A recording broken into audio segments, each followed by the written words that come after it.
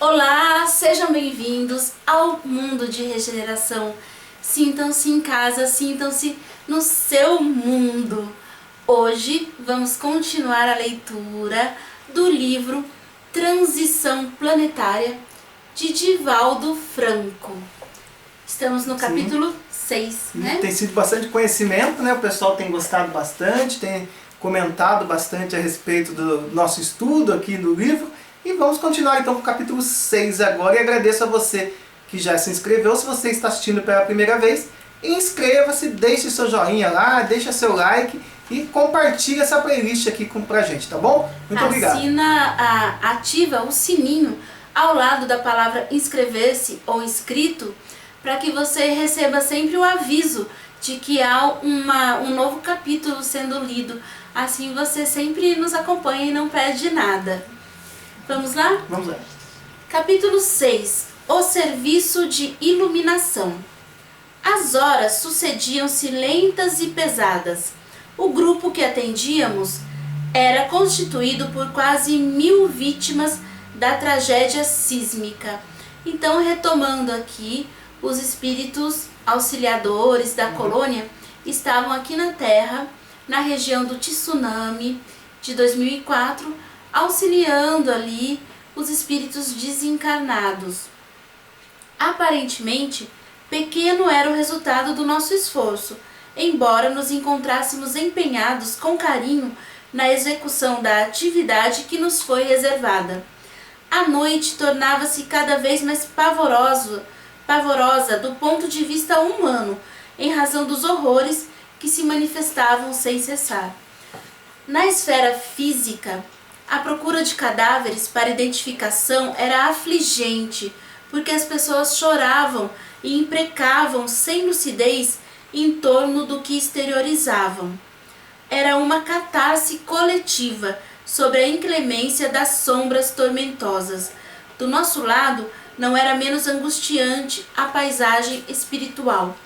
Então ali os encarnados estavam, desesperados, Sim, esperando a identificação das vítimas, e os desencarnados também, ali no desespero por socorro, que era o que esses irmãos espirituais que narram essa história estavam prestando lá. imagine só nesse grupo que eles estavam ali, 1000 pessoas desencarnadas, né? Sim, Em torno de 1000 pessoas. 1000 pessoas sendo socorridas. Socorridas, isso, socorridas naquele grupo dele ali. Mas no total foi em torno de 200.000 pessoas desencarnadas no tsunami. Mas tinham várias equipes Sim, espirituais. aqui está se referindo a uma no livro, né? Logicamente que tinha várias. Eles mesmos citam, né, que uma das várias equipes, né, que fala aí nos outros capítulos. Ana continuava a manter o achote aceso, derramando claridade no local sombrio. Em determinado momento, escutamos uivos arrepiantes e vimos em movimento uma densa formação, agitando-se e aproximando-se, como empurrada por ventos suaves, imperceptíveis para nós outros. Ao aproximar-se, pudemos ver em hediondez diversos espíritos com formas de lobo, como se estivéssemos em um cenário de imaginação doentia, observando antigos seres humanos que se fizeram vítimas da zoantropia. Com aspectos repelentes e hórridos, eliminavam baba pegajosa pelas bocas escancaradas, e os olhos brilhantes procuravam os cadáveres, cujos espíritos estávamos libertando. Subitamente tentaram atirar-se sobre um monte de membros e corpos misturados, como se estivessem famintos. Nesse ínterim, Dr. White sinalizou ao padre Marcos que, rápido e seguro, desdobrou-se uma rede de fios luminosos e de ampla proporção, no que foi auxiliado por Yvonne e Oscar, atirando-a com habilidade sobre o monturo férido.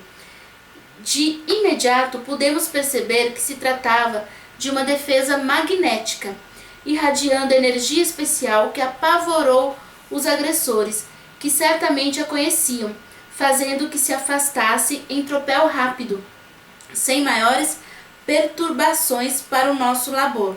Fora a primeira vez que me deparara com cena de tal porte. Então aqui eles avistaram, né, o ataque de alguns espíritos que já estavam com o perispírito deformado, em forma de lobos, né, porque eram espíritos ali que se deixaram levar aí pelo materialismo de necessidades físicas aí, como o sangue, né, a energia da carne. Então esses espíritos estavam em forma de lobos e atacavam os corpos ali, né, que ainda jaziam com uma certa energia, como explicamos no vídeo anterior, né, um certo fluido vital ali em que esses espíritos necessitados dessa energia terrestre carnal e do sangue também iam ali e sugavam, né? Então eles estavam aí em forma de feras. Sim. E os irmãos aqui socorristas, eles lançaram uma rede magnética, ou seja, uma rede por força do pensamento que se formou de forma magnética ali, uma rede de luz e que protegeu a todos ali. E os espíritos em forma de lobo foram afugentados, né? Viram que aquela região ali estava protegida. Para as pessoas que de repente não estão acostumadas com a parte da espiritualidade, ler livros assim espíritas ou espiritualistas, né? A Vanessa pode até parecer um pouco estranho, fala, nossa, mas como que fica com forma de lobo, né? Mas dentro da doutrina espírita a gente aprende, por exemplo, que existem os espíritos, eles mudam sem a forma.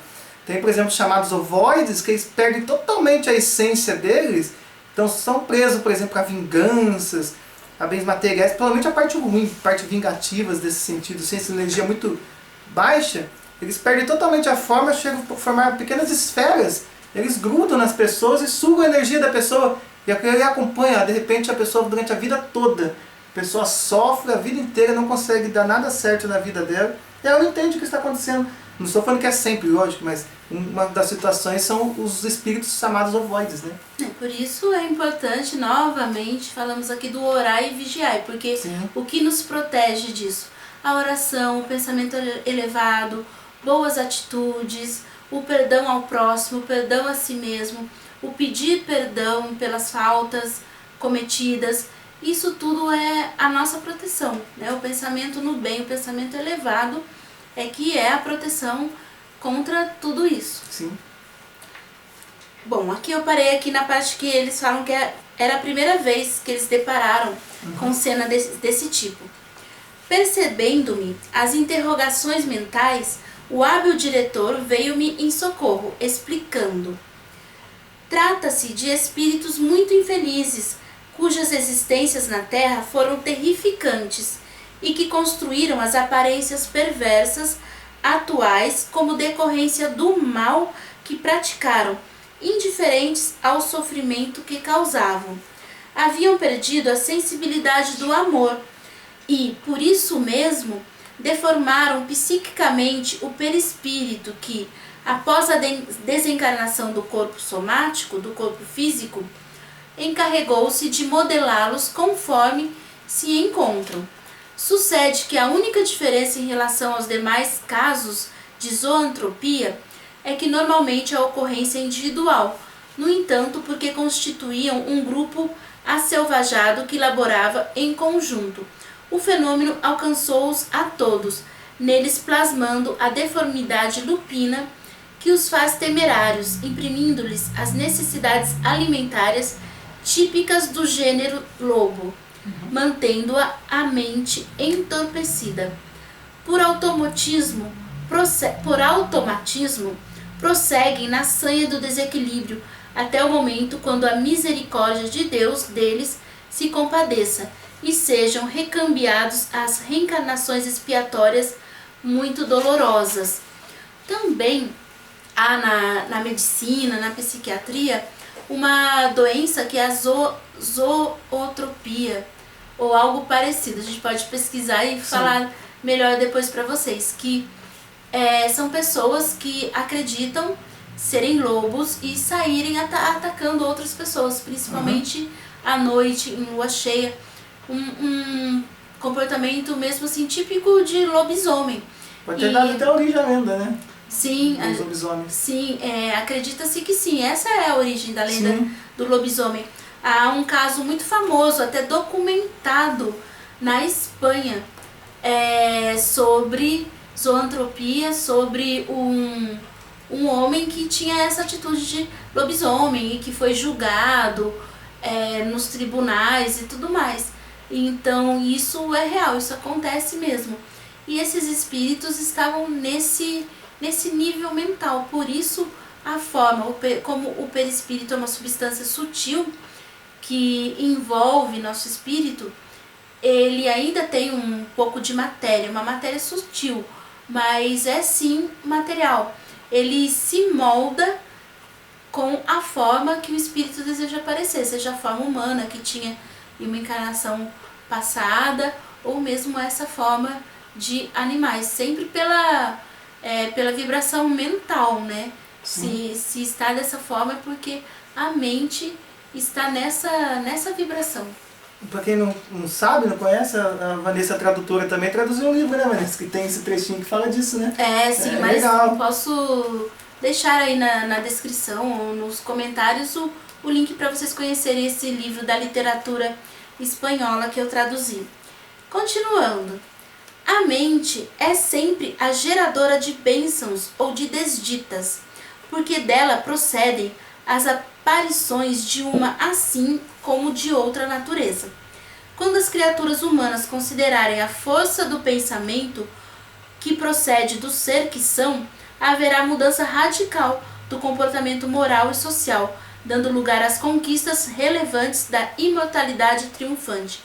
Por enquanto, é natural que o processo ainda se encontre em fase preparatória, dando lugar às aberrações que tomam corpo no mundo físico, caracterizando a decadência dos valores éticos e morais, nas esperanças de felicidades que sossobram no mar encapelado das paixões. Então aqui ele confirma mesmo que é tudo pelo pensamento que isso acontece. Não são poucos, no campo das comunicações, na Terra, os decantados multiplicadores de opinião que sintonizam com as entidades bestializadas que os submetem ao talante das suas aberrações, durante largos períodos de desdobramento pelo sono fisiológico, imprimindo profundamente no cerne do ser de cada um a devassidão, o desvario, a degradação moral. Retornando ao corpo somático, recordam-se das experiências viciosas em que se comprazem e estimulam os seus aficionados, cada vez mais à luxúria, ao sexo assodado pelas drogas alucinógenas, pelo álcool, pelas substâncias farmacêuticas estimulantes.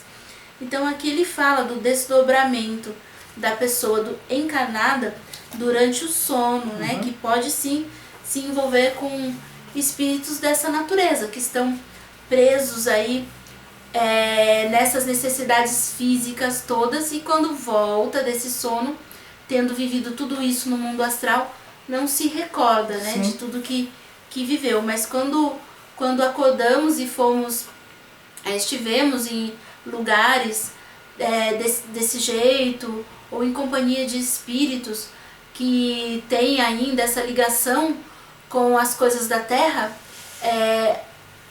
normalmente acordamos cansados, com um cansaço inexplicável, como se a noite não tivesse sido suficiente para repousar. Então sempre atentos, né, a se proteger com a luz, com orações, orar e quando for vigiar. dormir, né, fazer uma meditaçãozinha, ou se puder pedir pelo menos uma proteção, né, no sono, né? Sim, né? Antes de dormir, pedir a proteção dos mentores, dos anjos da guarda, dos guias espirituais, como quer que se chame, do santo em que se acredita, dependendo aí da religião de cada um, mas sempre pedir proteção antes de dormir, para que isso não aconteça, para que esse sono seja um sono abençoado de repouso, realmente, ou que se nos desprendemos, que possamos ir a lugares de ajuda, né? Sim. E de estudo. Continuando. Não seja de surpreender a debandada das gerações novas para as músicas de sentido infeliz, nos bailes de procedência primária e sensualidade, onde a perversão dos sentimentos é a tônica, e o estímulo à violência, à rebeldia, à agressividade constitui o panorama da revolta. Afinal, contra o quê? Tornam-se adversários do denominado contexto em vez de desenvolverem os valores dignificantes para melhorá-lo. Mergulham fundamente nas paixões mais vis, tornando piores para eles mesmos e para os outros os dias que enfrentam. Fogem então para a consumação por meio das drogas, da exaustão dos prazeres sensuais e perversos. De pequena monta a contribuição da responsabilidade e do dever, ainda distantes de serem avaliados devidamente. Essa tarefa libertadora, sem dúvida, cabe à educação das novas gerações, a fim de que sejam criados novos hábitos de convivências e de comunicação saudável, dando lugar ao desenvolvimento das forças vivas do bem inata em todos os indivíduos. Podemos ver aqui as paisagens defluentes dessas condutas arbitrárias e deslocadas no tempo e no espaço, transformadas em sofrimento de longo prazo que o amor irá modificar no momento próprio. Não havia oportunidade para mais esclarecimento e divagações sobre o tema relevante, porque agora chovia energia causticante que fazia lembrar os raios durante as tempestades, aumentando as dores das vítimas de si mesmas, arrebatadas do corpo pela desencarnação em massa. Curiosamente, relampejava na sombra temerária, e essas claridades eram psíquicas, que predominavam na região mesmo antes do acontecimento terrível. Então aqui eles estavam sendo influenciados por energias psíquicas, né? Essa era a chuva de energia causticante que aumentava as dores das vítimas ali. Eram energias psíquicas que estavam ali naquela região. Aí ele vai explicar aqui o porquê. E aqui fala mesmo antes do acontecimento. Mesmo já antes. estavam aquelas energias ali. Era uma coisa daquela região, era o tipo de energia que estava predominando na região terrestre. E aí ele explica por quê. Turistas de diversos países europeus, especialmente nórdicos e americanos, franceses e alemães, escolhiam aquelas regiões para os prazeres do corpo, sem qualquer compromisso com a beleza das paisagens dos mares do sul, com a sua natureza ainda semi-preservada. Muitos viajavam para aqueles paraísos, quais a Tailândia, as Ilhas Maldivas, as Ilhas Fifi e outras, para desfrutarem das facilidades morais, sexuais de jovens adolescentes vendidos pelos pais irresponsáveis ao comércio da licenciosidade. Como já estava forte a energia naquele lugar, né? Porque ali havia muito turismo de cunho sexual, de realmente tirar proveito das pessoas daquela região. Então isso deixou ali uma carga energética muito pesada, que mesmo naquela hora, depois do tsunami, ainda agia, né? E com certeza aqueles espíritos em forma de lobo, ferozes, atacando ali, também tinham a ver com toda essa energia que a gente chama de... Com certeza se alimentava daquela energia. Sim, da psicosfera ali daquele lugar, daquela região. Então ali não havia só turistas em busca do descanso, dos lugares bonitos, das praias paradisíacas. Havia muito turismo aí voltado para a exploração de outro ser humano. Sim. Hábitos ancestrais ainda vigentes de total desrespeito pela mulher e pelo ser humano facultavam a larga prostituição de meninas e de meninos que serviam de mascotes aos ocidentais, que os podiam comprar a preço bastante acessível para eles. Que absurdo, né? Então ali as crianças, os adolescentes eram vendidos para os turistas. Então realmente era uma carga energética muito pesada daquela região. E nós, né, vendo as fotos, as imagens da região antes do tsunami, a gente só consegue ver mesmo o lugar bonito, né? Aquela natureza tão linda. E aí ficamos nos questionando por quê? Sim. Por que tanta tragédia num lugar tão bonito, num lugar assim que a gente imagina cheio de paz, né? Mas olha só como o pensamento, a intenção dos turistas e dos pais que ali estavam vendendo os próprios filhos nesse comércio de luxúria e de exploração. Olha como tudo isso influencia, né, nas características ali psíquicas do lugar, atraindo para aquele lugar esse tipo de sofrimento. Porque, como nós já dissemos em vídeos anteriores, o sofrimento ele ainda desperta, né, as pessoas, ainda é o que faz com que as pessoas sejam mais humildes, se voltem para a ajuda do alto, até peçam perdão, né, nesse momento de sofrimento, porque sabem que são ali necessitados de algum resgate. Engraçado que na parte da ufologia, assim, que eu estudo, parecido um pouco com isso daí, já teve outras passagens. Até na Bíblia fala, né? Sodoma e Gomorra, foi o mesmo motivo, eu digo assim, um motivo parecido, também muito ligado a prazeres da vida, acabou tendo o que aconteceu lá, acabou destruindo Sodoma e Gomorra, e no dilúvio, né? O dilúvio também, a Bíblia fala que Deus estaria insatisfeito com tudo ali, né? Que o ser humano tinha ido para um caminho errado e acabou também reiniciando de novo. Então dá para ver que tivemos vários reinícios também, né? Ao longo da história em relação ao nível da humanidade até. Aqui foi um caso isolado, mas já teve em caso em relação à humanidade, em modo geral.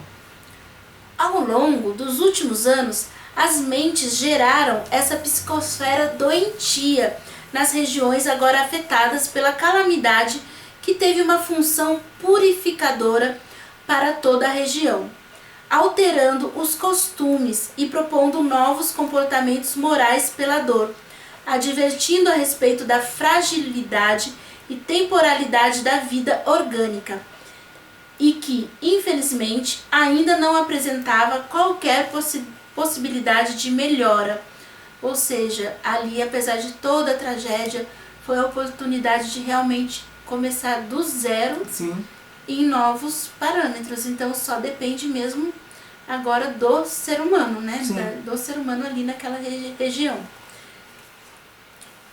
Pelo contrário, aconteciam a revolta, o suborno, o desvio dos auxílios internacionais, a dominação dos mais fortes sobre os mais fracos, que ficariam à mercê da própria sorte em relação ao futuro sombrio em cujo rumo avançavam. Então aqui, num primeiro momento, o que a equipe espiritual encontrou lá não foi esse recomeço de forma diferente, né? Eles ainda viram muita tentativa de lucrar, inclusive com a tragédia, infelizmente. Como as religiões lentamente estavam perdendo prestígio, mantendo regras de comportamento na teoria e mancomunando-se com os poderes temporais indignos, as criaturas encontravam-se sem norte, vagando nas ocorrências mais apetecidas e menos laboriosas. O dinheiro fácil era o que lhes importava, a fim de saírem da miséria financeira e embriagarem-se no consumismo devastador. Como faz falta a presença de Jesus no mundo, assim como dos seus embaixadores, que através dos tempos vieram preparar-lhe o advento. Então, naquela região da tragédia do tsunami, sabemos que houve espíritos que ali desencarnaram e que foram prontamente socorridos, porque a mente estava mais leve, né? Não estava ligada a essa psicosfera pesada da região. Aqueles que estavam realmente ali procurando um lugar bonito, um lugar pacífico, acreditamos que estavam com uma mente mais propensa ao socorro mais imediato e não de ficar ali à deriva, né, como esses desencarnados socorridos pela narração deste livro.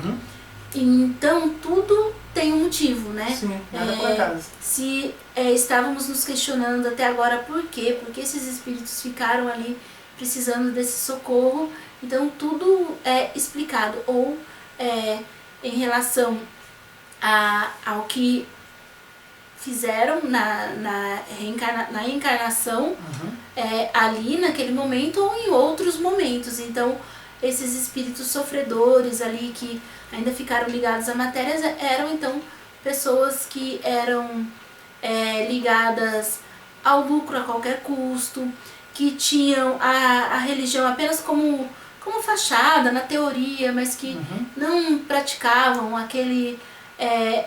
aquela melhora que todas as religiões professam, né? Todas as religiões defendem que sejamos pessoas boas.